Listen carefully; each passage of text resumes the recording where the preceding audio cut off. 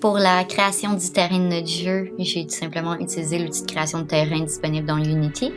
Notre terrain a pris diverses formes au courant du sprint. Il a fallu que j'y apporte des modifications pour respecter certaines contraintes et exigences par rapport à notre jeu pour finalement qu'il adopte la forme que vous voyez à l'écran.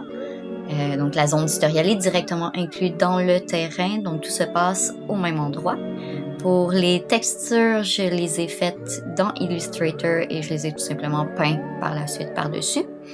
L'étape suivante a été de créer les shaders pour le gazon et l'eau. Donc pour ça, j'ai tout simplement suivi des tutoriels que je vous mets à l'écran. Puis je les ai adaptés pour que le tout fonctionne bien avec notre identité visuelle et l'ambiance qu'on veut donner à notre jeu. C'est maintenant mon tour. J'étais sur l'ordinateur technique qui fait aussi des UI. J'ai fait le background, l'image de fond de l'intro du jeu, les logos, les images qui ressemblaient un peu à notre DA. J'ai intégré les contrôles, que tout s'affiche, j'ai fait les boutons contrôle évidemment, il manque juste l'image des crédits. Pour le UI, j'ai fait le UI des crédits. Dans le fond, je suis allée simple, j'ai juste fait nos rôles, puis j'ai pris le background qu'on avait au début du jeu pour la section commencée du jeu, pour que ça fasse avec le thème galactique qui n'est pas encore sur la planète.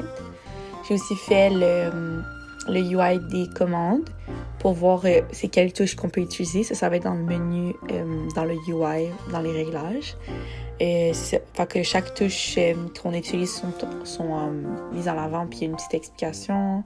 Je voulais garder le côté technologique du vaisseau, un peu comme si ça faisait partie du vaisseau, comme le UI, c'est un peu la même chose. Dans le UI, pour le dialogue, j'ai aussi rajouté ça, le côté un peu technologique avec les couleurs d'exister plus que les couleurs de la planète. Donc, il faut pour vraiment montrer un contraste, comme si ce qu'on voit dans le UI, ça vient du vaisseau directement ou de exister qui ont les couleurs plus dans le bleu, orange et rouge. Donc, pour le projet, j'ai effectué pas mal toute la modélisation. J'ai commencé par faire les objets un à un. Je me suis vraiment inspirée des croquis dans le fond et j'ai vraiment juste fait la modélisation puis rajouté les textures, des textures juste d'une seule couleur parce que dans le fond, c'est pas pendant ce sprint-là que je vais faire les textures, je vais les faire au prochain sprint. Sinon, c'est ça, j'ai vraiment utilisé un peu un style simple, comme on avait mis dans les croquis.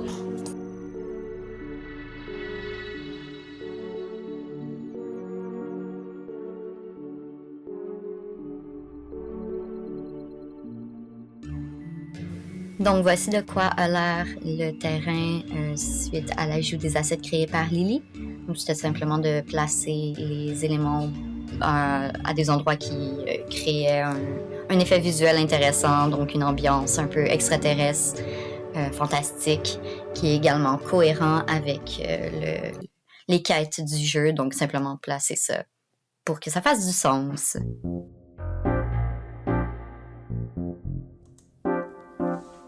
Donc, au niveau des effets sonores, ici, on a une pierre qui peut émettre 3 sons différents quand on interagit avec elle.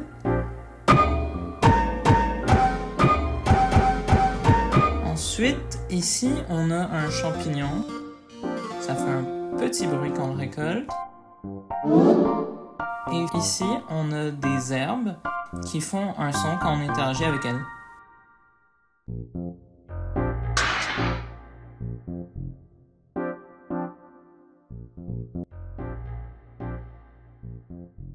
Du script des déplacements du personnage que Guillaume a peaufiné par la suite. Un tutoriel simple avec un character controller. C'est dans cette zone tutoriel que le joueur devra apprendre à sauter en passant au-dessus de la bûche qu'on voit un petit peu plus loin ici, juste là. Voilà. Puis à partir de là, il est libre d'explorer l'environnement avec des mouvements qui sont contrôlés par le Character Controller de Unity en modifiant une variable de vitesse dynamiquement. Avec la touche Shift de gauche, on peut même faire une accélération plus rapide, une vitesse maximale augmentée, en gros un sprint, ce qui permet un déplacement simplifié dans l'environnement en entier. Et là, comme vous pouvez le voir avec la caméra, j'ai regardé un tutoriel afin de comprendre comment utiliser la position de la caméra pour diriger la direction des mouvements du joueur. Donc grâce à ça, par exemple, lorsque la flèche avant est enfoncée, le personnage avancera toujours devant lui et non dans la direction de, disons, l'avant du monde, ce qui, dans ce cas-ci, le ferait avancer en diagonale, ce qui serait vraiment pas intuitif. Finalement, ici, on peut voir le début d'un petit système de plateforme qui seront utiles à l'acquisition d'objets importants, qu'on verra beaucoup plus tard. Le directeur technique qui va vous montrer comment il a implémenté l'audio. J'ai utilisé ce tutoriel YouTube. Il écrit différents canaux pour les effets sonores, la musique et pour modifier les deux. Donc, on peut modifier le son de la musique, c'est juste un son de test, pas mal. Et ça va être à chaque fois qu'on va pouvoir ajouter, interagir avec un objet, un son va apparaître. J'ai aussi fait le dialogue avec un autre tutoriel YouTube. Donc là, on peut interagir avec les personnages. Là, il nous a dit qu'on peut prendre les outils. On va juste prendre les outils. On peut voir apparaître dans l'inventaire. L'inventaire, c'est un tutoriel YouTube aussi. Donc, dans le fond, il y a deux parties un peu. Une troisième qui arrive de l'inventaire. Donc, une partie où c'est des items qu'on peut tout simplement enlever de notre inventaire. Et d'autres que ce sont des items qu'on peut collecter plus d'une fois, des ressources. Donc, on peut juste collecter une herbe ici. Ici. Voilà. Et donc, je me suis pas mal inspiré de certaines choses. Mais c'est comme ça que ça rend.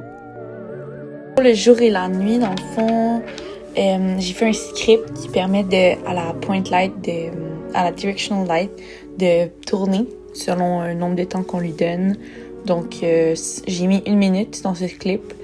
J'ai vraiment utilisé une vidéo pour m'aider à faire ça. Je vais mettre la photo, mais dans le fond, c'est ça. C'est vraiment, le script permet, selon le nombre de temps, à graduellement faire tourner la directional light. J'ai ajouté aussi quelques petites lumières dans le monde pour faire un effet de nuit. J'ai aussi designé le UI des quêtes et géré l'affichage en programmation pour s'assurer que les UI s'affichent, qu'il est codé entièrement.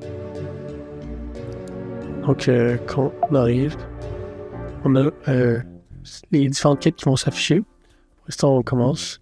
Fait que c'est juste réparer le vaisseau. Après ça, il va falloir faire d'autres quêtes. On va pouvoir se fier à ces quêtes-là pour continuer dans l'histoire.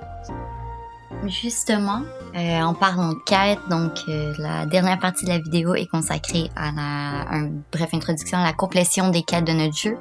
Donc pour ce faire, j'ai utilisé l'organigramme de quête et j'ai fait ce que j'appelle un wireframe. Donc je prenais chaque étape des quêtes de notre jeu, puis je déterminais quel type de variable on avait besoin, puis sous quelles conditions elle devenait true ou false ou s'ajoutait à l'inventaire ou quoi que ce soit.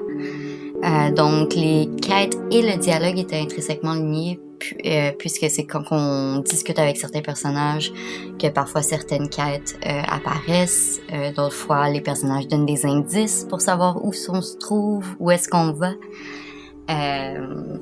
Donc c'était vraiment juste de prendre les variables true et false, puis de déterminer à quel endroit et à quel moment elles s'activent ou se désactivent. Bon, pour le speedrun de ça, j'ai pas pris le temps de sauter sur les plateformes, donc je me suis juste préoccupée d'aller chercher directement les matériaux besoins pour compléter les quêtes, mais voilà, il y a encore quelques bugs bien évidemment, mais en général le jeu est jouable, barely, mais jouable.